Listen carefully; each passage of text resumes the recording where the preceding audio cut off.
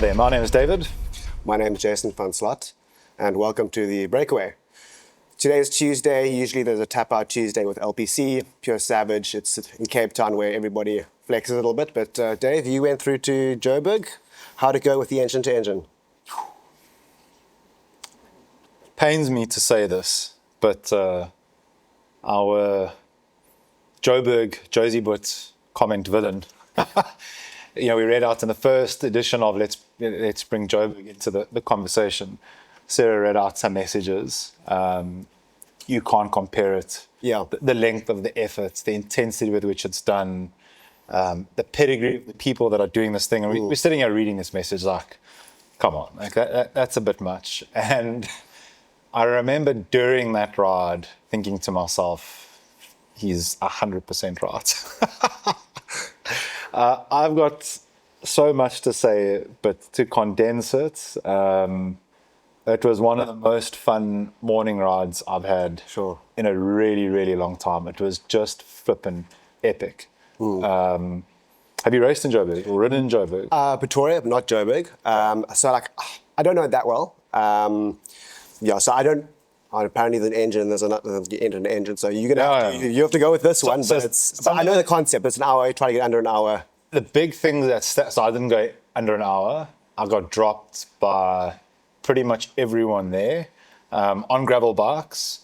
I had a road bike. Sounds like your full aero road bike, which fits in perfectly in Joburg. I must just say, like aero road bikes in Joburg, bang on. Yeah. Like it's such a cool place to ride. But things that I forgot about Joburg, because I'm originally from Johannesburg, how big the roads are. When you're going down William Nicol, which is like, it's bigger than our highways here. It's a 3-4 lane in some areas. Like you've just got so much space. Again, not hooted at once. Almost like no insane rage from the driver, which is, it really stands out. It's weird. Like you can feel there's not as much resent. I don't know. It's a different vibe and it feels good. And you can't avoid the fact that, Lisa Bowen, who just won the cycle tour, Gibbons as well, world tour rider, among many others there, is on this ride. Not to come and show me up, like they ride. Like, this is their training ride, It's insane. And at one point, Gibbons comes next to me and like we start off fast, you're going downhill. And he like just looks back and smiles and he's like, okay, you ready to make this hard? It's like, other than absolutely cucking myself, I was like, how fucking cool is this? This is so Joburg. And then it's just like, it gets insane fast. The rumor mill around it is like, you've got to be willing to like check your life policy, update things, make sure your wife is up to date as beneficiary, because you're going to skip robots and it gets sketchy. Yeah. And there's, that happens, but there's a safe way to do it. Lisa actually mentioned after the ride, like I saw you approaching a robot, like one of the traditionally unsafe ones like they don't roll through any, but that like caution, pause, and then go. So that's kind of the theme, and it can be sketch, but it's pretty safe. Yeah. And then I just don't know the turns and stuff. So like where they'll be carrying speed into a corner, I'm not. You're sprinting to get back on. There's like the race defining moment is Whitlow onto Jan Smuts. Kicks. So you look at the elevation of that as a Capetonian, where we'll never do less than 700 meters climbing, and like you'll turn your nose up at it. But man, the pace they hit that thing at is insanity. And then it's a drag back to get to where the thing ends. Being up at sea level, 1,600 altitude. It's all those things, but take nothing away. The level of your average rider in that group is not average at all. It is ridiculous. And the fact that you get to go, take on some of the best riders in our country, if not the best, that you can sit with afterwards. It's not like Gibbons jumps on a helicopter and flies away afterwards. He stays in his coffee. And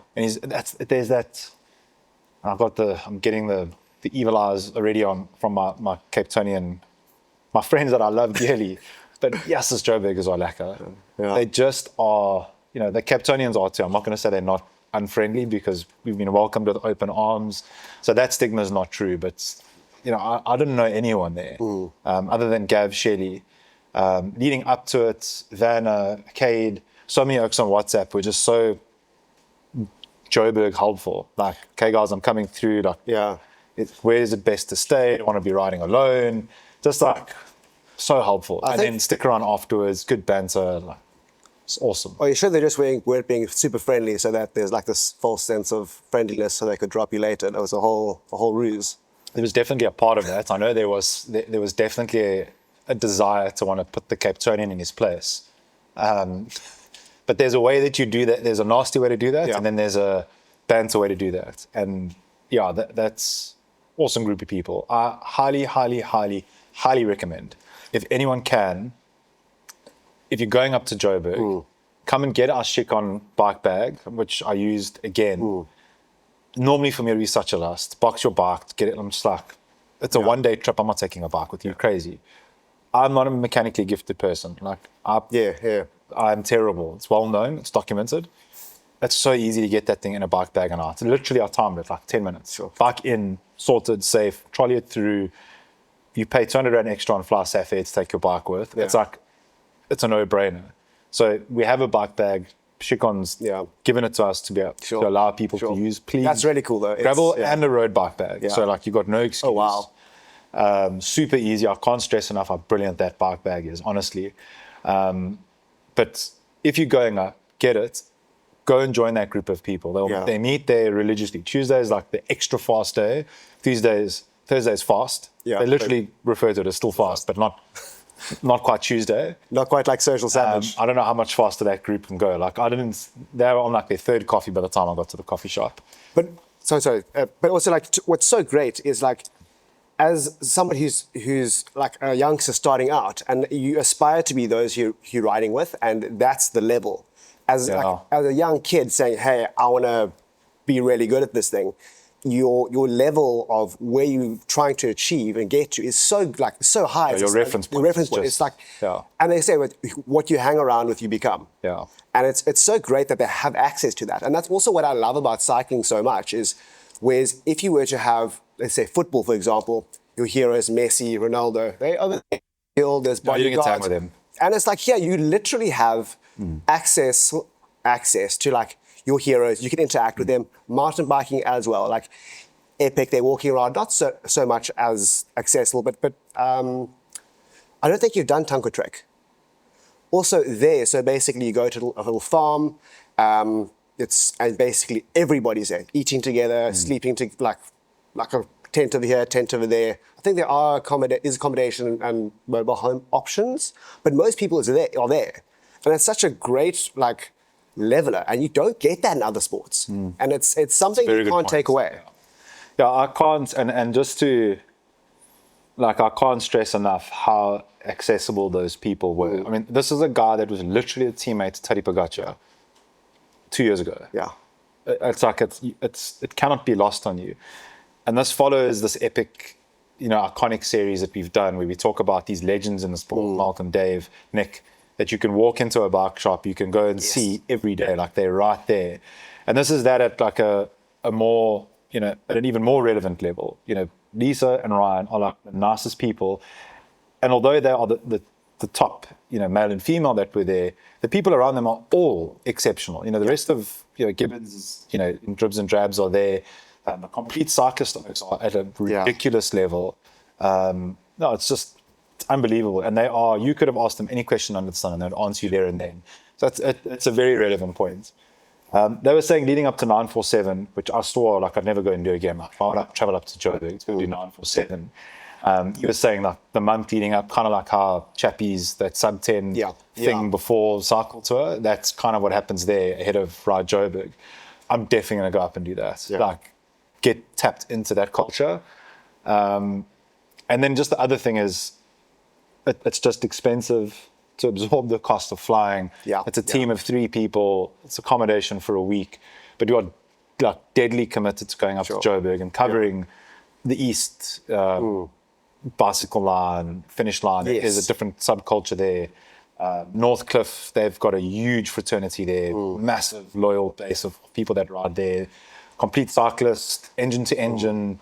I mean, there's so many epic stories in and around Joburg, and we just haven't had to be honest, the budget to get the whole team there and take a week and absorb all of that. But we have to go and do it. It's such a massive part of the cycling culture, and beyond Durban and the rest as well. This last week in particular, I've had so many people reaching out, sending pictures out of magazines and news clippings. I got sent a video to the 92 report tour. The whole thing on YouTube. Like, people are submitting so much stuff, prompted, I think, a lot by this iconic series, and just like, people are remembering those heydays and finding like how much media there was. So it just reminds me how important it is to go and tell these stories. Not just, we're going to cover current day events, epic, the world tour, the classics, which is rad. We love to watch it, but there's so much cool shit happening at a South African level outside of that is just amazing to be a part of. And I feel compelled to deliver that back. But before we skip on, I just want to thank everyone at that ride and those that weren't. I know Van is at Epic, so I hope he's having a good ride there. But thank you guys so much for welcoming me.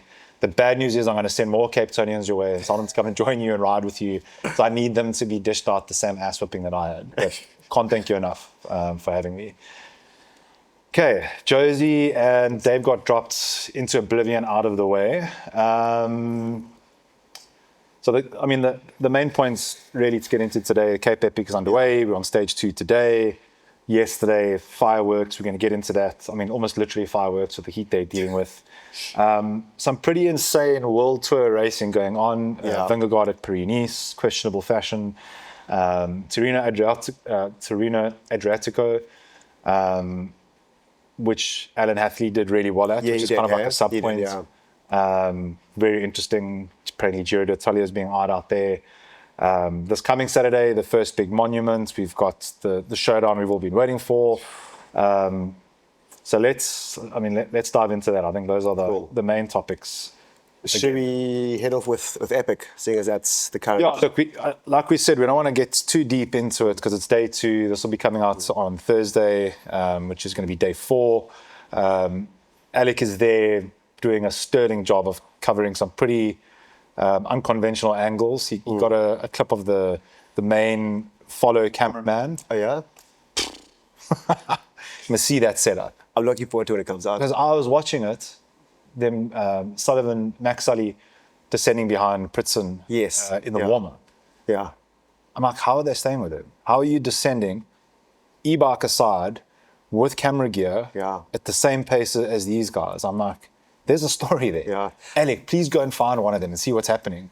You got to see it. It's crazy. Even like with Jason Bull, like he is a really good rider. Yeah. Like enduro rider, and like it's great to have an e-bike, but sometimes to pedal that fast, the bike can't go that fast, and that's where the gaps happen. It's not like because of a lack of skill; it's just a lack of the ability of the bike, and the descent is pure skill. Yeah. So Jason Bull won the Wine to Wells Pinotage.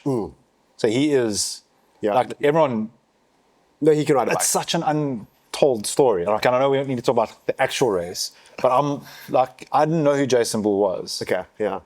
And like got tapped into the whole story of him now. And I'm just like mind blown. Like, you have to go and watch. It's on Instagram. We've tagged in. You can find it on his page as well.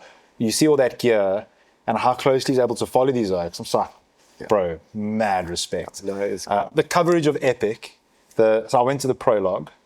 I'd never been before to see Epic. It's on my screen. Info treat. It's just like, it is world class. Like, if you haven't gone to any of the Epic stages, which is within 2 hours of Cape Town, the finish even closer, you have to get out there. Yeah. It is world class. Chivita have this like spaceship looking setup, like it's from the moon.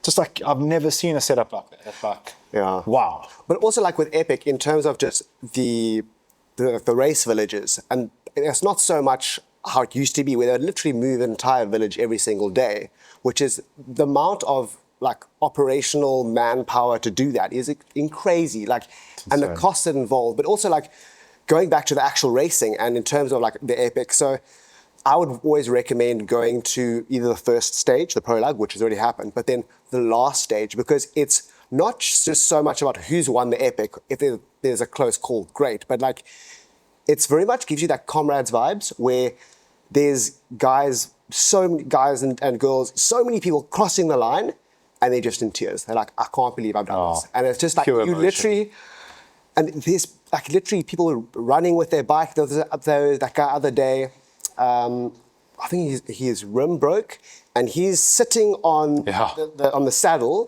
and then he's pedaling. His partner's sitting on the bike, and he's basically holding the bike. And it's just like, the thing is about this race, it's racing aside, it's just, there's so much will, and like the will to finish is just so great. Whereas usually any race that happens, DNF, it's fine. And there's just... It's a good point. And that's what's something that's different about this race, and it means so much to so many people. So I'm glad you mentioned that. It's a good segue to one of the points, which is Epic is renowned as being the toughest race. Did you see what happened to Dean, Hoff and Kevin Benke? I saw briefly, yes. I don't know the ins and outs, but I saw you probably anecdotal run distance, around 30 Ks, taking turns, run, one rides the bike. So if anyone who doesn't know, Benke is the ultra distance king of gravel. I mean, that guy's won. Pick a race, he's done it. It's like, and just Dean similarly has also done Mungas. He's a like exceptional high level athlete, and I mean, literally stage one, not far in, Dean's wheel completely gone. So now they're riding, 1x running, swapping. So you talk about that determination. Yes, is I mean, I can't compare that to anything else. And also, like, there's so many. Also, there's this thing about the Conquers One moment of the Cape Epic, and that brings the spirit of the race and what makes it so rare in terms of an event where it's still a UCI top-rated event, but it's also there's that coming together because the Epic is a two-man team. You can't be within 2 minutes of your partner. So it brings out such a big dynamic of like the relationship with your partner, and also making sure that you and your partner don't get angry at each other, don't blow up.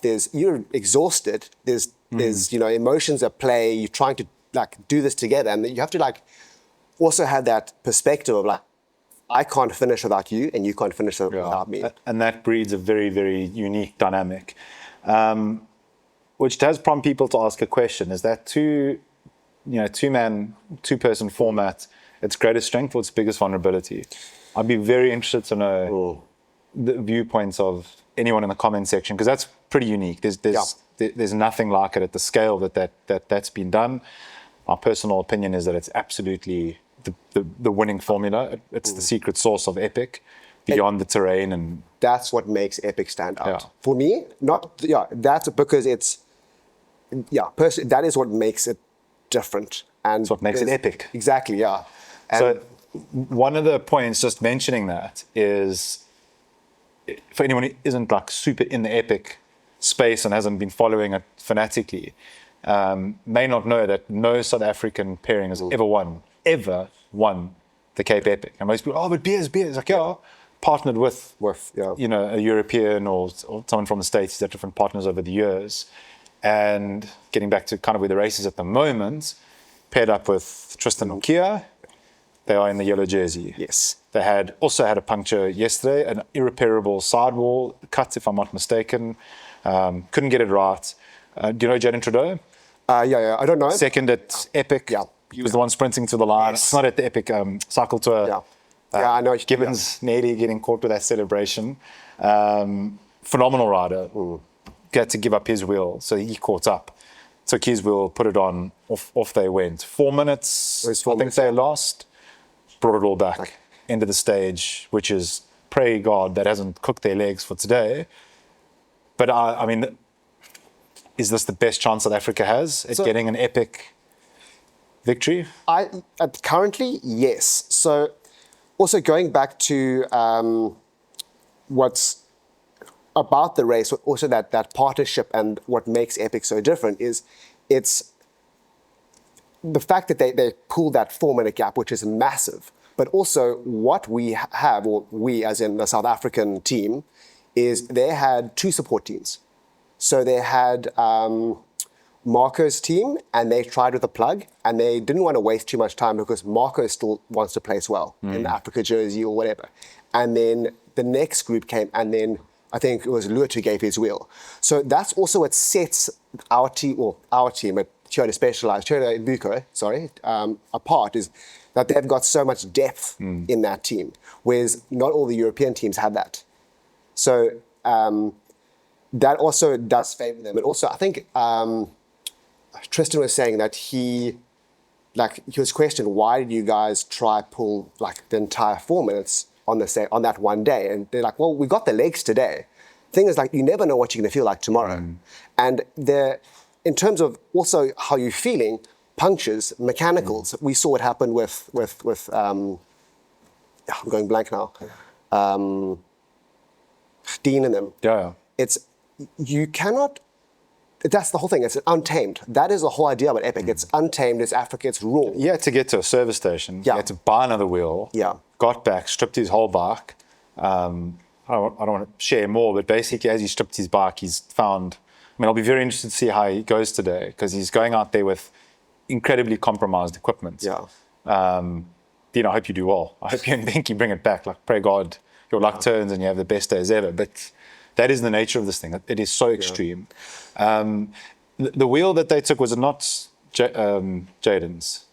I heard it was Llewellyn's wheel. I may be mistaken, but that's what I heard. Okay. Well, I know the plug was from Jaden. There isn't an official report that I can pull this from. Yeah, This is literally information from guys down here, but we'll seek to understand that, so that you've got as accurate information. But this is what we're being fed back. Also, a man on the ground. Also, touching on that 4 minute gap. 4 minutes is a long time, but it's not the biggest gap that we've seen at the Cape Epic. So I think it was 2015, Annika Langvat and Arena, well then Kleinans, now Luti, they went off course for about 5Ks, and they cut back en route, and they got penalized 13 minutes for that, and then another hour on top of that, so an hour 13 minutes for deviating off course. And the next day, they actually went and they took that entire time gap over an hour. Like, you could see that I was there. I did Epic that sounds It's insane. It is insane. I remember just seeing them on the rollers, and like the determination in their eyes was just like, we're going to make this happen. Like, they were so hungry. Yeah. You could see something was going to happen. Like, I remember just going. Did they eventually blow? I think they won, eh? I'm not mistaken, but I think they won that year. Yeah. It's I mean, that's insane. epic for you. Yeah. On the female side of the fence, I mean, at least I really wish that Candace still had a South African partner, because my goodness, they are looking good. I mean, no one wants to put a commentator's curse out there, but I can't help feeling like her and Keller are well ahead of the field, and it's a game for second. Yeah. They not based just on what they've done so far, just they look so flippin' good, so confident, so calm. There's so much capability and experience there. And it's also very interesting that the way they've paired up with two, I'm going to loosely, cross-country riders, whereas they're very similarly matched, where often you'll have the cross-country or and then a more marathon rider, and then you complement each other's skills. Balance it out, yeah. So, but also, like, going back to the point of the all-South African pair. So Candace did almost do that with Amy Wakefield a couple of years ago. And then, I mean, Amy did hit a tree and they literally duct tape her arm. It was ridiculous. And then on the last day, they had I think they damaged their rim, and they literally lost Epic on the last day. So even though they are showing confidence, there's nothing. It is never. That's I'm saying form-wise. Form-wise, yeah. I can't imagine. And I mean, you hope for nothing other than no mechanicals, and that let the race be decided by your performance. That being said, we were looking earlier at the weather. There's rain forecasted Wednesday, Friday. I mean, Capetonian, you can't take a weather forecast seriously until the day of. But that could also mix things up. I think everything favors them, though, with that cross-country capability. I mean, arguably they're the most technical, punchy people in that field. Like, I can't think of a circumstance that presents itself where they're not the best equipped to deal with it. As a team, yes. As a team. And remember that this is the first year that the women's race has been shorter. Yes. So That shorter, way more in the red, way punchier. Yeah. Surely that suits them as cross-country riders. It would favour them. I was reading Sarah, co-host, who's having a really good race so far. She had a little debrief on a support group, and she was saying how she was an hour and 15 minutes into the race and she saw the women's race start. Sure. Like, how cruel. Yeah. And she said there, like, she did feel a bit of FOMO, but she's really stoked with where she is and what she's doing and completing, like, the big full one. But imagine that, an hour and 15 minutes in, and they're not chilling. I mean, they're bleeding out there, and then the ladies' race is starting. And that's But going back to why they've done, I do think it's a good move for South African cycling. Well, not South African, for cycling, for women's cycling, because if you compare the TSS scores of the ladies and the men's, it's, I forget the exact amount, but I think it was like 30 to 50 points more, which is like equivalent to, I don't know, like a 3-hour time trial over a week or whatever. Like, it's so much more fatigue and effort that they're actually going through. And yes, one doesn't want to say that women are not able to do it. They've proved it. They can do it. They've done the epic so many times, but at what cost? Yeah. And also, it does make it more exciting. And also from a race point of view, there's no question. And also in terms of a sponsorship point of view, where it's tighter, more people are watching, women's cycling then becomes a lot, as we've seen a lot of the ladies' races in the road cycling, not most, but a lot of people say that we know what's happening in the men, the women's is actually more exciting. So in terms of women's cycling, it's brilliant. This has been a theme for a week or two now in terms of like watching racing. I mean, this might be the opposite because this looks like I don't want to say a runaway, but the favourites are very, looking really good on the female side. Yeah, in Epic at least. But that's a good point, and it does also contextualise the mixed race. Like, what a crazy dynamic that is. Which, while we say that, hope you are absolutely crushing. I wish you the best of luck.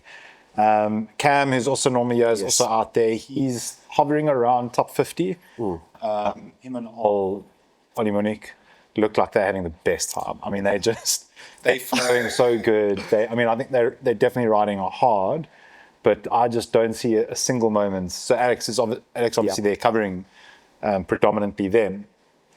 So we got the media pass, but the vibes are just through the roof. Those oaks are smiling, they're laughing. They just Cam in his one video said yesterday they're busy riding along. And Ollie screams to him, I think this race is made for me. Something along those lines. I was born. I was born for this race. But that's what a vibe. It's so great to see that they're not only racing at a very high level, but they're also enjoying it. And like, with both their background in like incredibly downhill or motocross orientated, it's so great to see that there's that joy and this fun where it's not just, Those oaks are having such a good time. But both of them, they're clowns. Like, and I love that about it. It's like they just bring happiness to everything. Best of luck to you guys as well. One other thing worth mentioning is Lachlan Morton's there, which is Alec's hero. So he was very stoked to go interview him. Again, that video is on our Instagram page. You asked him some hilarious questions. I'm not going to try and repeat them. Go and watch. Do yourself a favor and go watch it. It's good. Like, it makes you think, this guy's really built differently with his answers. He is. But critically, it's not that the Epic needs any more exposure, but it's great that it gets more, that when a World Tour roadie comes out and performs there, regardless of where he places, for him to be and enjoying it, crazy what it's doing for us as South Africa, as a sport. It's just Epic crushing it. Epic doing great things. The coverage is phenomenal. So it's world class. Everything about it is just exceptional. So keep your eyes peeled. Their YouTube page is pretty well updated. Ours will be as well. Locking in eye contact with Reichardt there. He's working frantically. Instagram will be the first place Alec posts anything. He's obviously covering Ollie and Cam, but there's so much good coverage out there. You can follow it live. It's yeah, do yourself a favor. And if you can, try and get out on that final day because it's going to be an absolute vibe. We're certainly going to try and be there. On to the world stage. So, yeah, I mean, 2 big GC statements is kind of like the storyline that I look at. So you've got this Del Toro, just very exciting at the moment. And then Jonas kind of silenced a lot of critics and then created a whole bunch of new ones with his bibs. I mean, I actually don't want to talk about it, but I also love how nonchalant he was. Like, he's just there to perform and win races. He kits it up for the conditions. But I mean, that is... I mean, he is what a sight for sore eyes to see his bibs over his jersey. And he had apparently cut out the chamois of that bib that was over. Really? There's another one underneath. So a lot of thought went into this. No, it was completely planned. And he had 2 rain jackets on. One was on backwards. He had a whole story. And I mean, it worked. The guy maybe it's that fishmongering past coming back, rearing its head. You know, I'm missing my fish in his waders. But I think, I mean, he wins obviously Paris-Nice. Jonas won, which is good for anyone that is frothing for cycle Tour de France. You want to see Jonas at this point doing great things. Also, just like if we looked at his build-up to Tour de France previously, there's been many crashes, and I think 2 years ago he punctured a lung, broke ribs. The year after, also had a really bad crash. Just the other day he had a bad crash with that. Yes. I don't think he got injured that badly. Well, clearly we can see it's not, but you could see at the Tour last year. Emotional wounds. Yeah, emotional wounds, and his confidence just wasn't there. You could see that he was there, he was present, but he wasn't like there. He wasn't like, he was featuring, but there was something missing. You could see it. Whereas I think this year going into like his preparation is going to be, it's not hindered, and they're going to maybe hopefully see the Vingegaard of old. So one of the things I stripped out, so we get all these stats to prep for this, and duly noted like the better detail on riders' names, and like, we read the comments, we read the DMs. We've got some wonderful people that are supporting the channel that give us constructive criticism. So definitely going to try and do better at that. I'm worried about that, hey? Yeah. I got big boots to fill. So we're trying to prep with more and more detail to be better at that. I must mention it because we want to own the things that we aren't nailing and promise to do better. Believe it or not, we're pretty new at this and trying to figure it out as we go, as professionally as possible. But within the notes there, one of the so I didn't watch that Paris-Nice. There was so much sports on this weekend. You know, rugby, for anyone that follows Six Nations, Formula One, all this racing, epic, 1-year-old, still trying to ride, maintain a healthy marriage. But there was a 20 kilometer solo attack on stage 5. Yes. That interests me. The margin at which you won by 4.5 minutes, I think it's 4 minutes, 23 seconds to be exact. You could argue there's no major GC rivals. That's convincing. So, you know, can you draw his conclusions entirely from his form at that one race? Yes and no, but you know, a 20k attack, who does that sound like? What are you prepping for?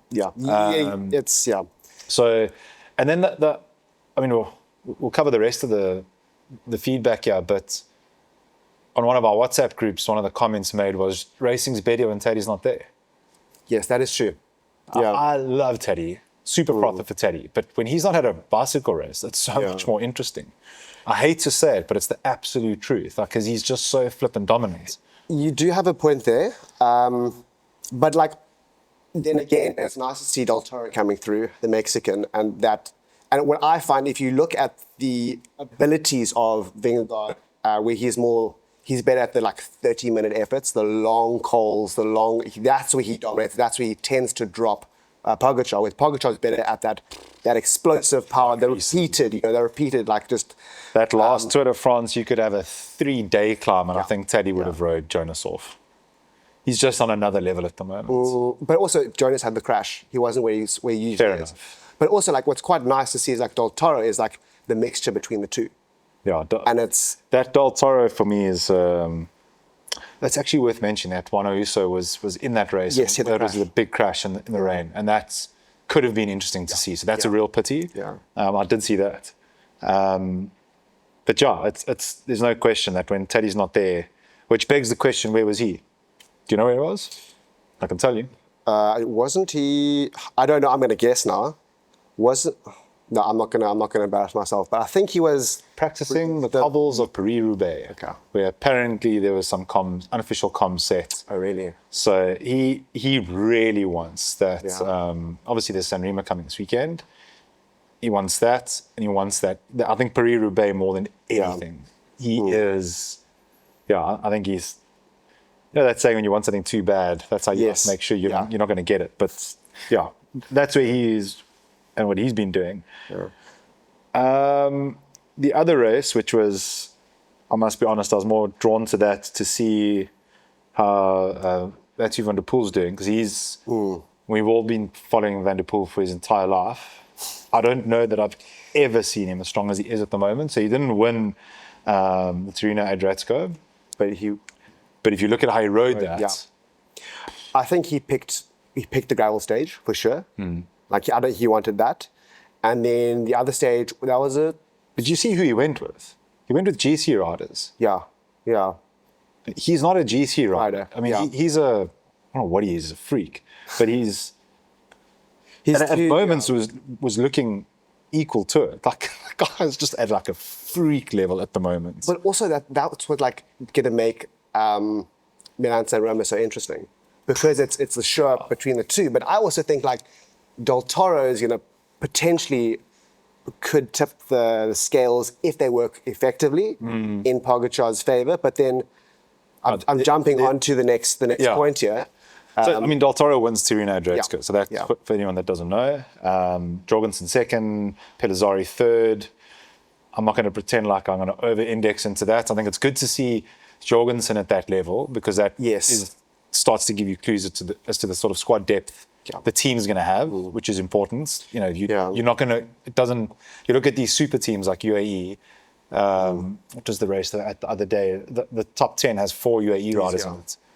Like, their team, you know, their top 6 riders could be GC contenders. Absolutely, in their own right. Absolutely. And they're there in service to, and this is a big thing, in service to one person to win for the team, which is obviously Teddy at the moment, which is a big thing, because for someone like Del Toro, he's either looking at that saying, my time's going to come. Exactly. Or I'm here to learn. So pray God he's, you know, I mean, he keeps his emotions in check, and he stays focused on what he needs to.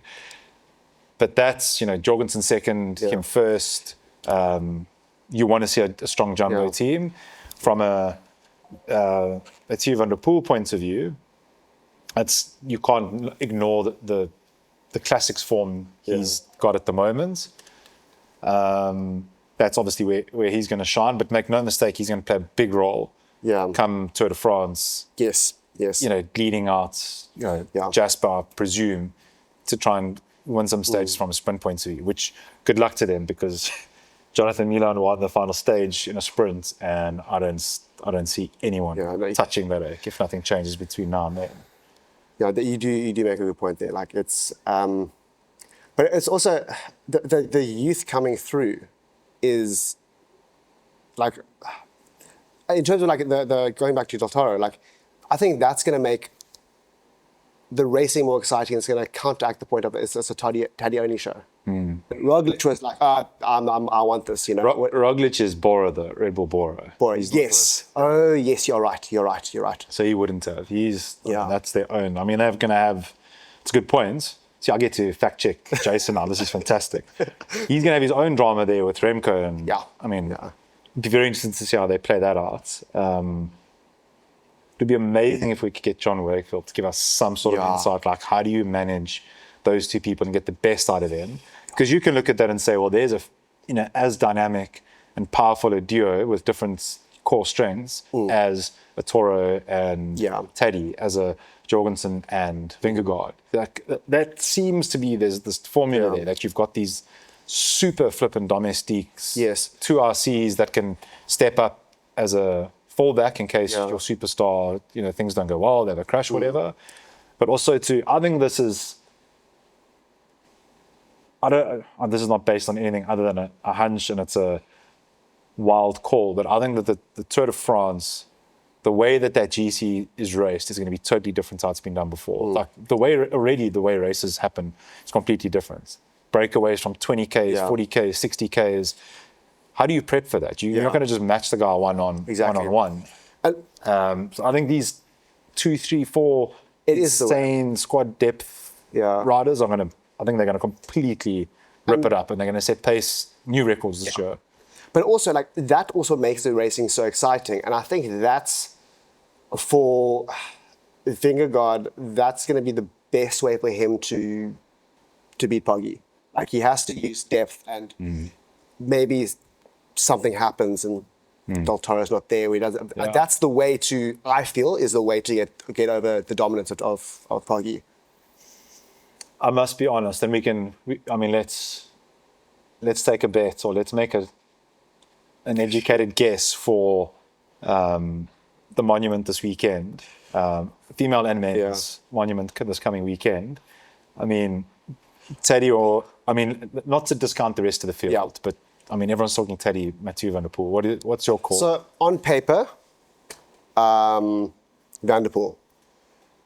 Purely because if you were to look at... I should have gone first, because that was my guess. Okay. So on paper, he's won it several times. Also, if you're riding in the wheels, which we know Poggi's going to attack, he's going to. It's the only way for him to do it. So already he's got an advantage because he's in the wheels. He did attack last year and counter-attacked. But the thing is, if he goes over together, Van der Poel's won. He's not going to beat him in the sprint. He's not going to be in the sprint.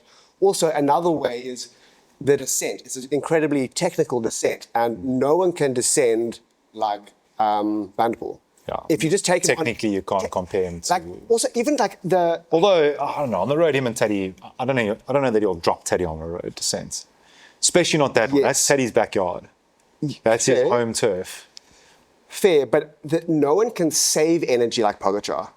I mean, not Pogacar, his racecraft is... His racecraft, and also the positioning going into the Poggio with that sharp corner. Capressa as well, but not as much. But Capressa. As long as you're there, that's the most important, because you know it's going to go there. And the way that Van der Poel on the cyclocross, he wins races not on power, on corners. He pulls out a second every single corner. They worked it out that literally he would have won just if you take out that on each corner. So his technical abilities is exceptional.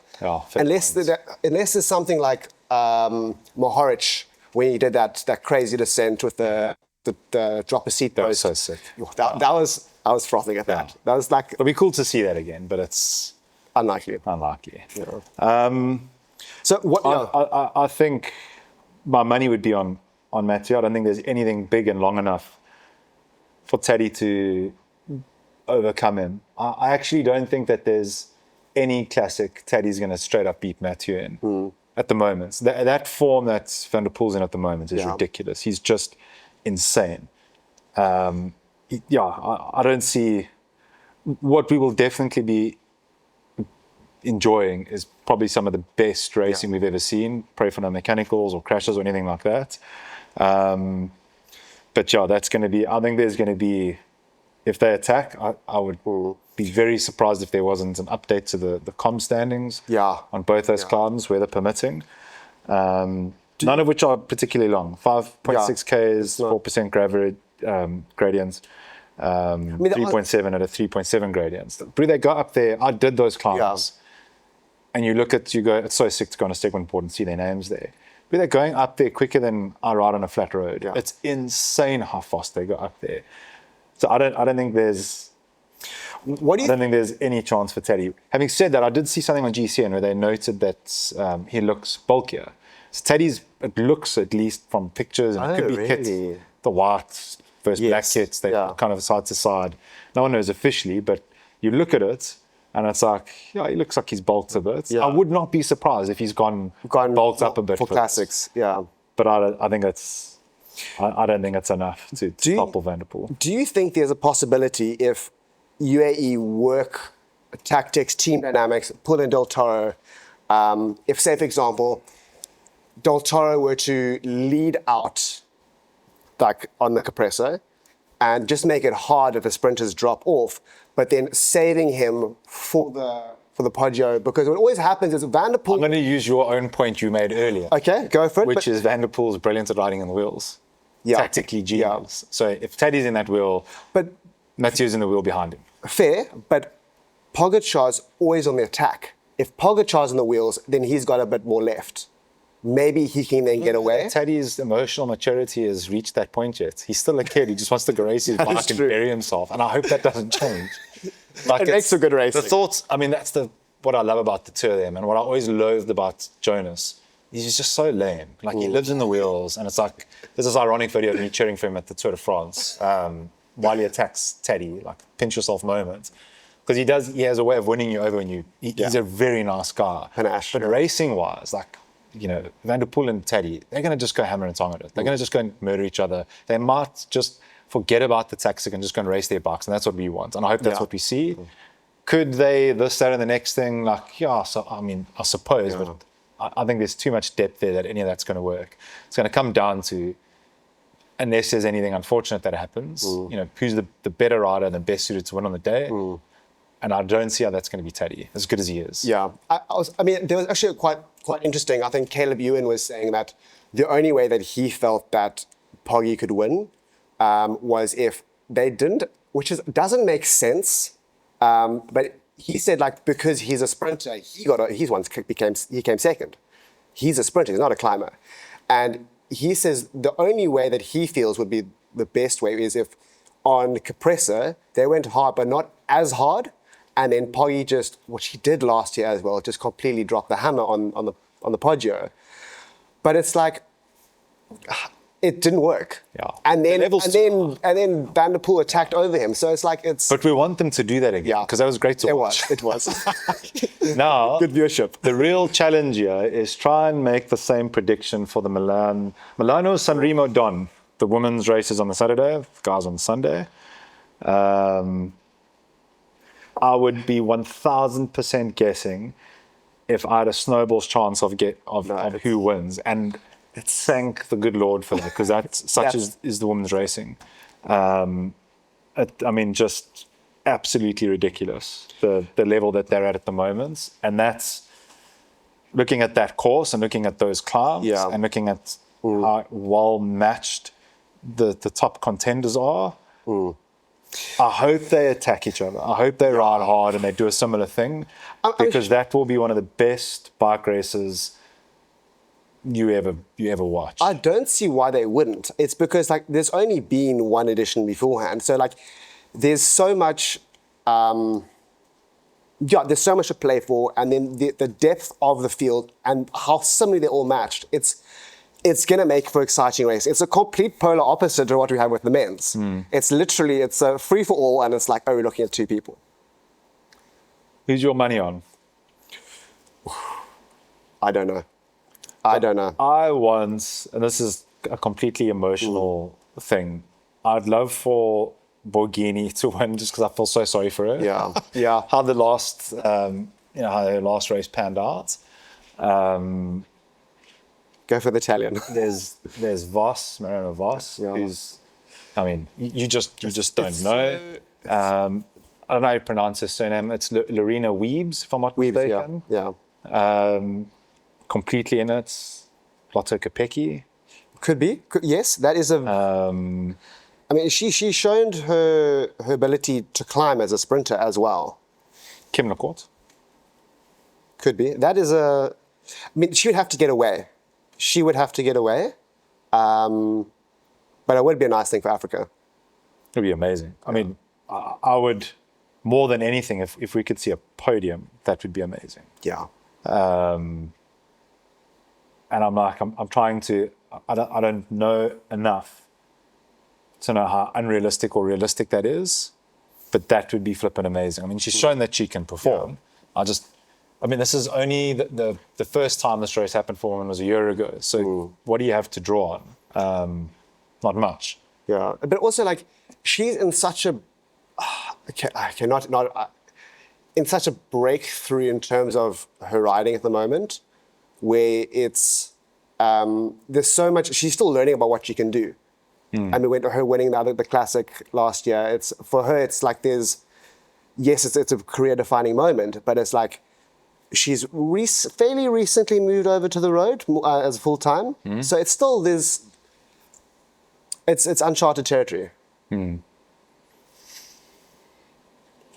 want to try and force us into making a guess, but it's impossible. We're going to get it wrong. It's going to give them the my curse. money's on Kim McCourt, Africa first, whatever. She's going to destroy them. They're going to be fighting for second and third.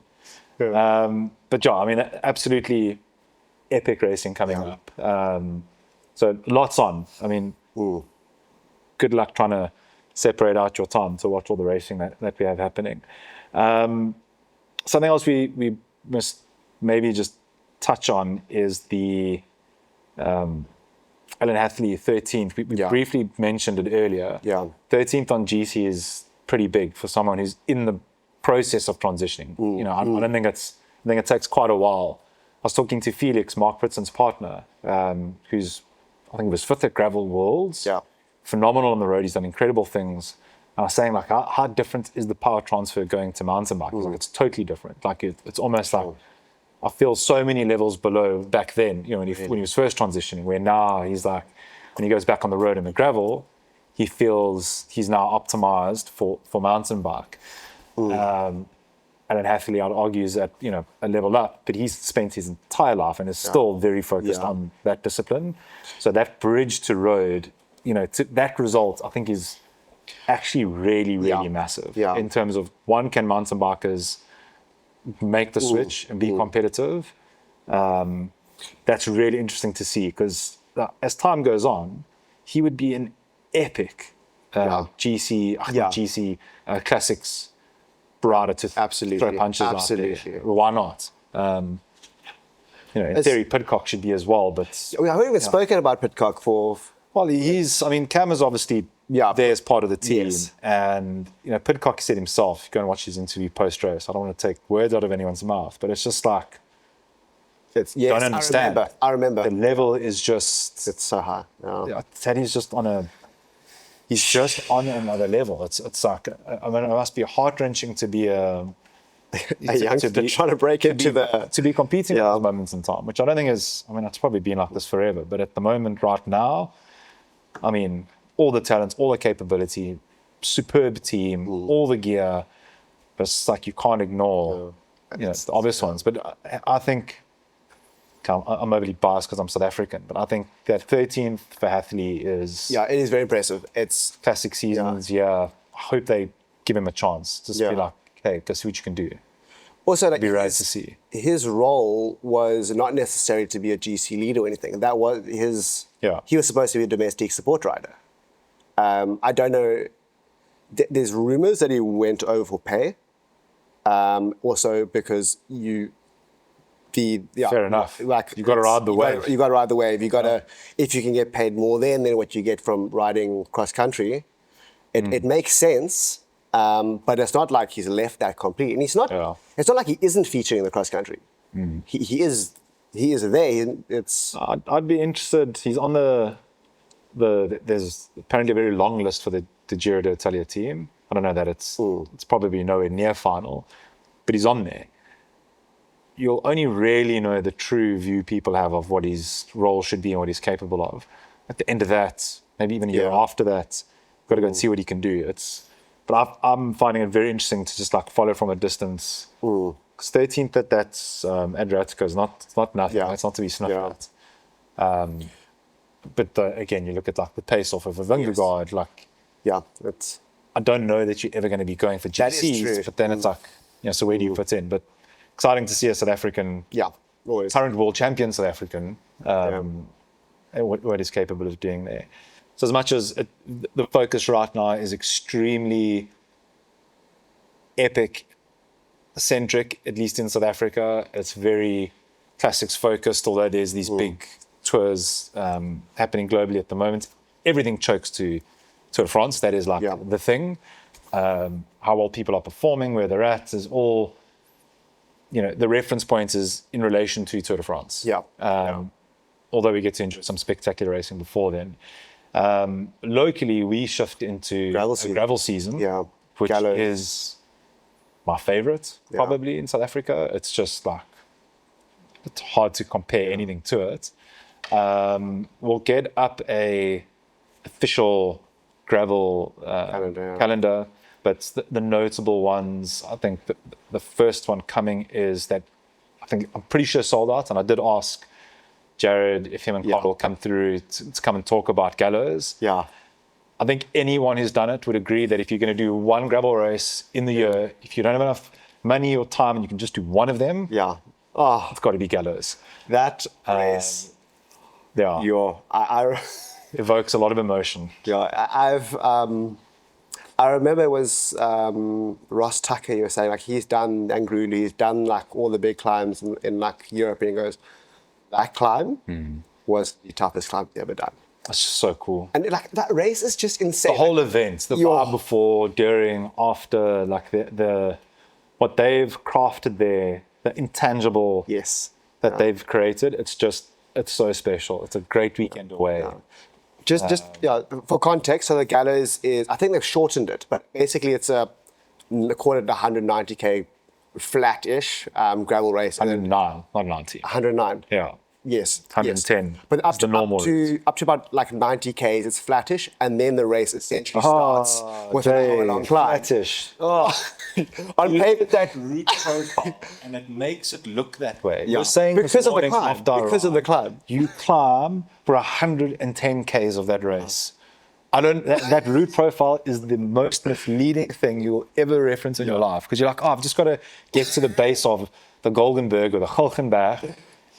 But it is roller after roller after. It is so tough. Like the biggest mistake you make, take it from me, if you're going to go do this race, it is not flat until that Goldenberg climb. Like I remember doing it. But the profile looks that way because I mean you can tell the audience what the Goldenberg has in store for you. So you get to the last official water point, and then you're like done 90 k's. You are stuffed. You're like, I'm done. I'm ready to get off the bike, and then it's like. It's just, I think it's like a 900 meter climb or so. And it's not like a climb. It is tarred for a reason because it is so steep. Like, and it's just, you start off, it's like, okay, cool, it's steepish. You climb 1,000 meters. 1,000 meters, and you just go, like, it just doesn't stop ever. And I know they have shortened it a couple Ks, but I remember you just like doing the switch packs and you're looking down. And if you ever do go, you must, after the finish, walk to where the crosses are and walk to the top where the radio mast is, and you look down and you see the valley of the two, like Grayton and then McGregor below you, and it blows your mind how high you are. Yeah, it's absolutely spectacular. It's so leading up to it, we've got a climb here called the Mast. For anyone who's in southern suburbs, to Kaya, and from Active Hobo to the Mast is 900. Meters, but it's a bit further, if I'm not mistaken. Like the best prep you can do for Goldenberg, as far as I'm concerned. Nowhere near as tough. Nowhere near as tough as a Goldenberg, which that's. But there is absolutely no climb there's no summit finish like that.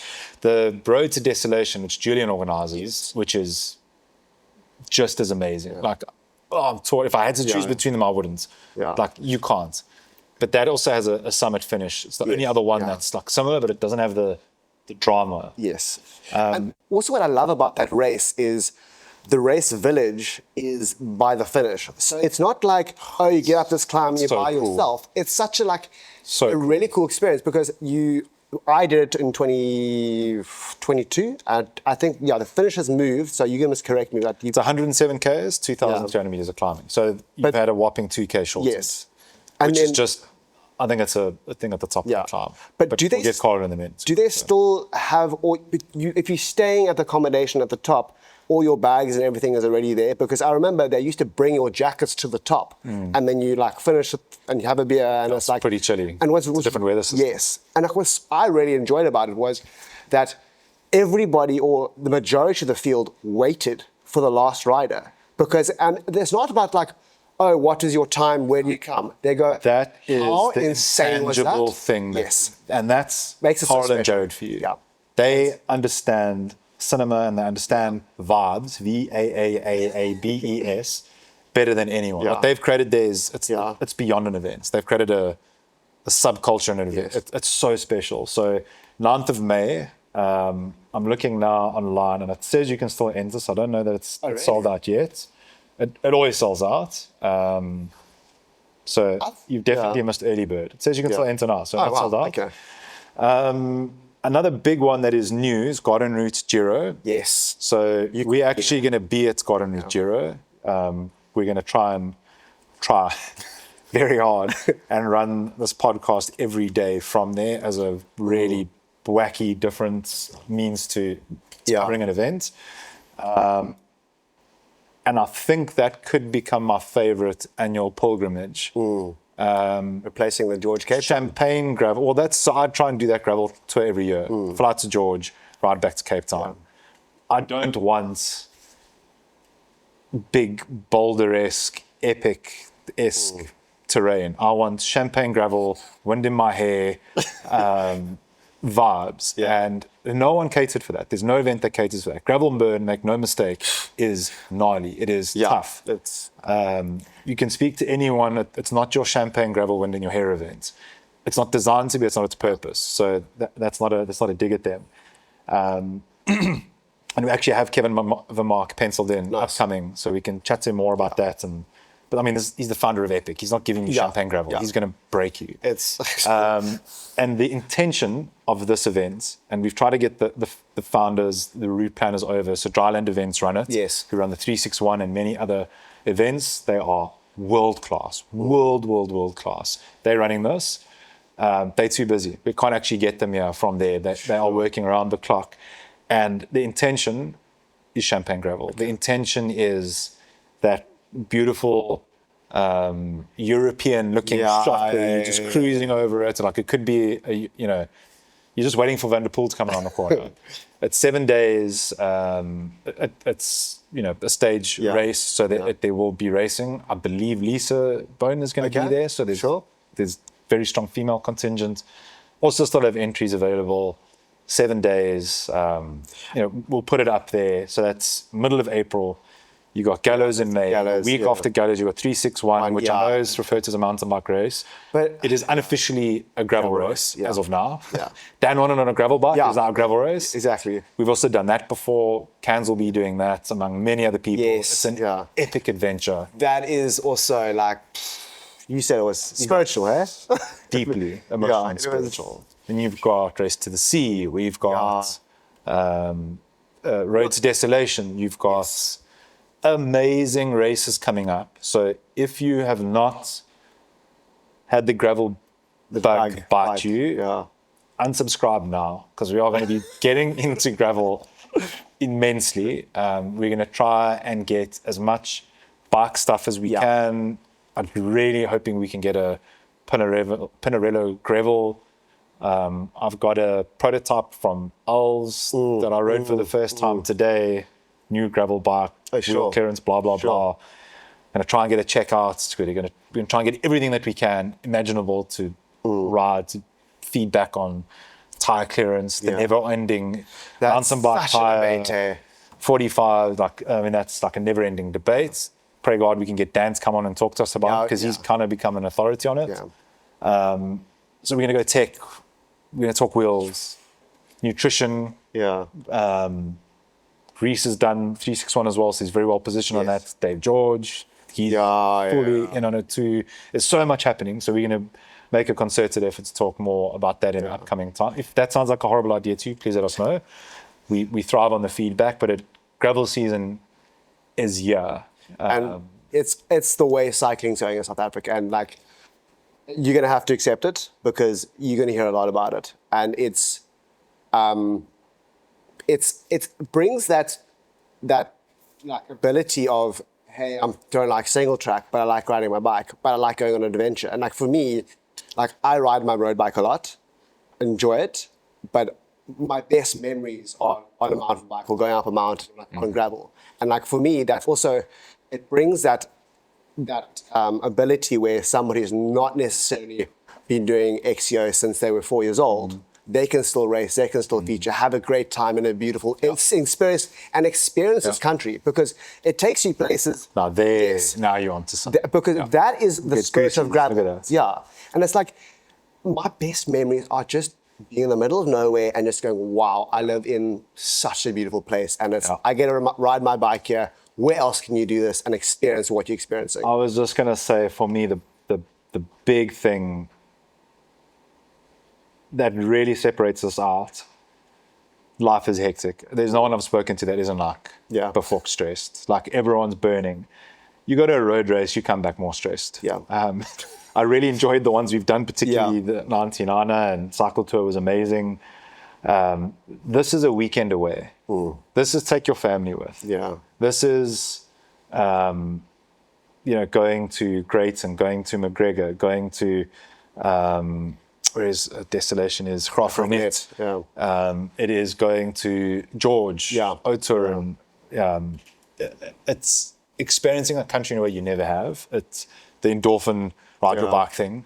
There is so little risk. There's nothing on the road. You don't have any of that stuff to worry about. Obviously, get competent. We'll talk about that as we go. Community vibes like you've never seen before. Like the community thing is just like ridiculous, and it's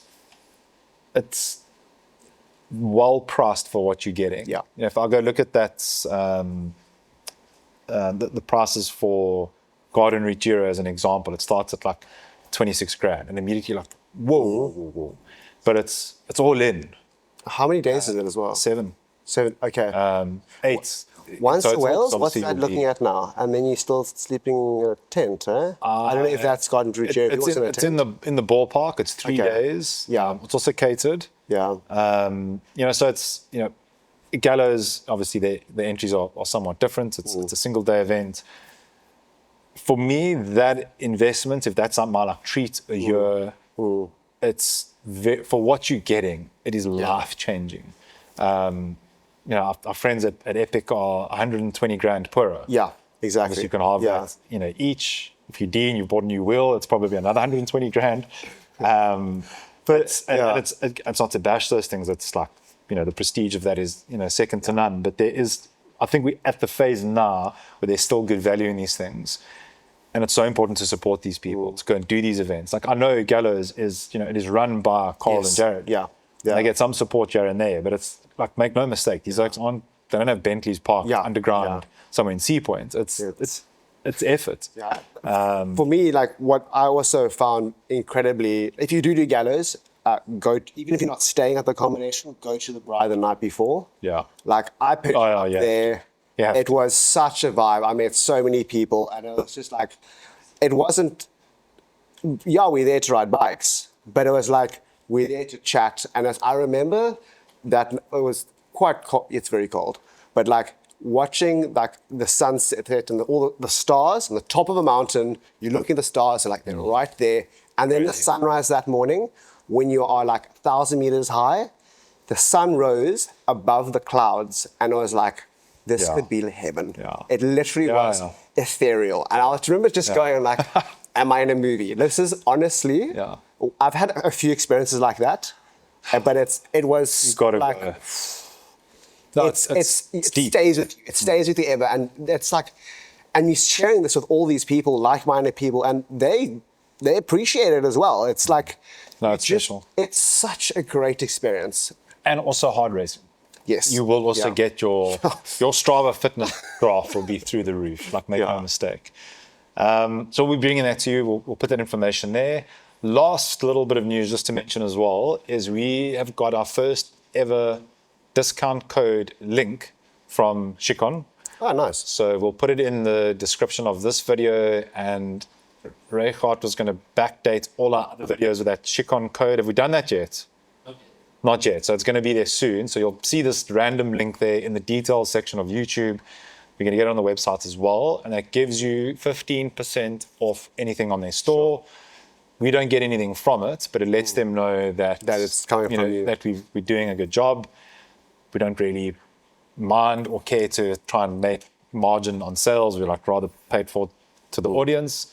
They obviously help us with bags that we're able to lend out. We've got glasses that you're able to come wear. try them out for a week. They really are one of the people that have right off the bat come through and said, like, we dig what you're doing. Like, how can we partner?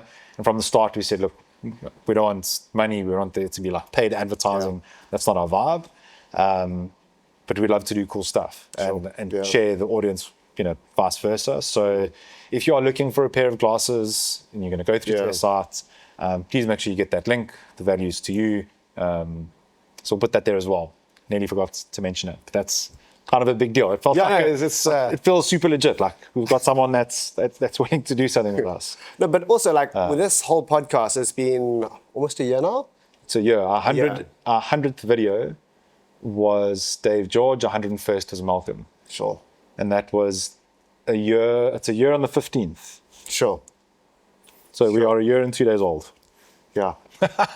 No, but also like I remember you like chatting about this dream that you want to podcast, you want to get it going, and it's like it's so great to see it actually materializing, and that there's people wanting to back you. They see the potential, and it's like, Dave, like what you've done for the cycling community, and just through like the goodness of your heart, so many people resonate with it, and it's like it's giving back. I think this is very much who you are as a person, giving back with not wanting anything in return and knowing that it's going to impact people positively and that's going to change their life, because that's what cycling did to you. Yeah. And it's you appreciate that. Thank you. Yeah, with the cup of overflowing energy, your cup is full from cycling. You want to give back, and it's special to see. So I know the comments every week. They always say thank you for doing this, but honestly, Dave, like you've done so much for so many people. You're the nicest co-host ever. Alec can say you're fired. Absolute jokes. Breakaway, please edit that out. Someone's going to like take that and use it out of context. I appreciate that. Thank you. Yeah. And I just, for cycling to boom, for everyone to be better off, just with what you have, do more of that. It doesn't have to be money. It doesn't have to be time. It's like whatever you have that you can pay it forward, do it. We'll all be at Gallows frothing together at the end. And that is, we'll all win. Yeah, exactly. But that is episode 10. Yeah. Unbelievably already. Thank you very much. As always, any comments, any constructive criticism or otherwise, banter, slander, if you think Josie's cycling scene is a big fat lie, whatever, jump in and let us know. But Jay, thank you very much. Appreciate Thank you. it. That was good. And we'll see you guys out there. Yeah.